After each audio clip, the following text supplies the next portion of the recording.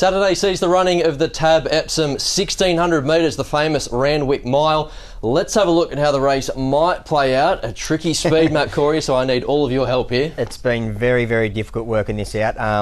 2 or 3 times I changed the leader. I even had once at one point Golden Mile getting a squeeze from that tricky barrier and getting up because he showed good speed last time out. So yeah, it was quite confusing. It is, isn't it? So you look at the lower gates, and I think Democracy Manifest, Redina, Williamsburg, they all land there by default. And then it's up to this second wave of horses drawn wide.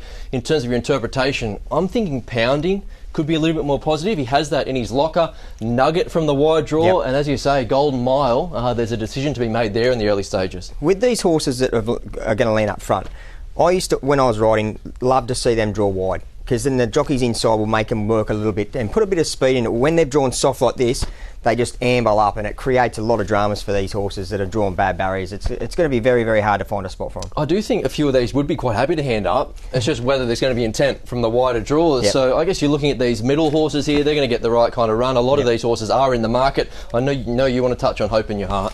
Loved her run first up. Thought she'd run through the line really, really strong. Yeah, and I just think it sets up really, really well. Perfect barrier draw. She gets Craig Williams, and yeah, he's in form.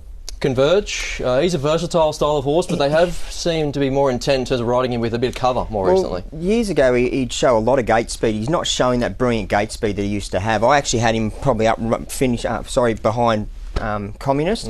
He has got gate speed, but he doesn't jump into the bridle as well as what he used to. You've really got to work to get him towards the top end, but I wouldn't be at all surprised to see him a little bit closer. Going Global's another one. He or she could find herself a little bit closer to the speed. I was given a dig there last time out, but I'm thinking there might be more conservative here. And then towards the back end, are there any particular runners as we go towards the tail? I've got a soft spot for Madame Pomery. Her first up effort I thought was really, really good. Run through the line good. A little bit plain last time. Drawn a bit tricky.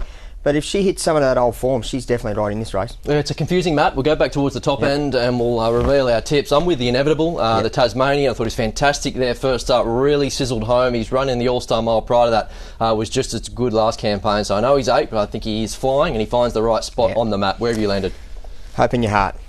Just a great run first up. Again, gets Craig Williams, drawn great. Map's good, doesn't matter, might end up a pair or two closer, but yeah, just loved her first up effort. She's knocking on the door, isn't she, at Group 1 level, and so no one to begrudge her a win there in the Group 1 Epsom. So no matter how you interpret the speed map, no matter where you land, wish you all the best, and hopefully you can find the winner of the Tab Epsom.